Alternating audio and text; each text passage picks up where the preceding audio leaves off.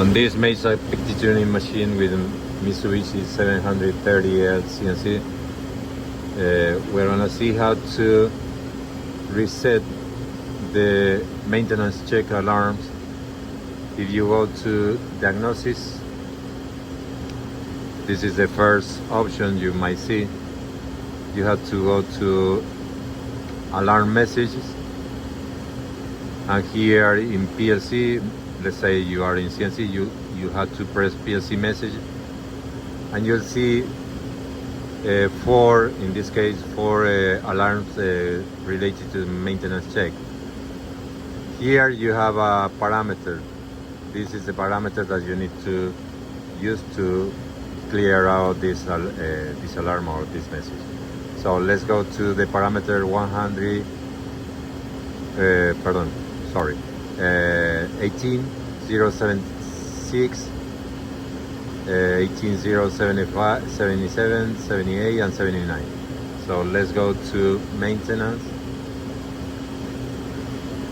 Here in maintenance you have parameters. I'm already in the parameters, but you can hit parameter number and search, for example, for the first one, 18071, delete, 71, 61, 61, there you go, 61, and hit input, and there you go. Let me go to other page and hit input again, and there you go. So this parameter is to configure the time set, and this is the counter. So you see all the counters are in 27, 274, 90, 977. So we are gonna clear all those out.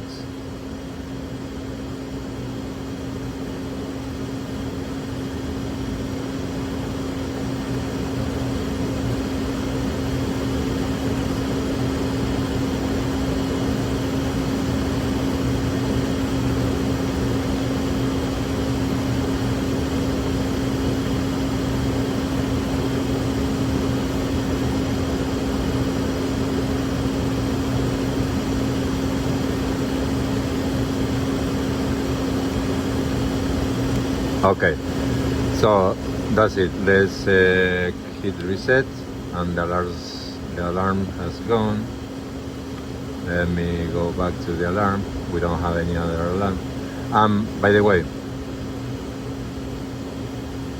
these parameters has a register on the logic. Let me see if I can remember or check. Let me check and come back in the electrical diagram and let you know. You see the countdown now is increasing. It seems that this is by minutes. Okay, so let me go to the electrical diagram and check back with the register number. Okay, for this parameter the register is R7650 and 51. We have two registers for each one.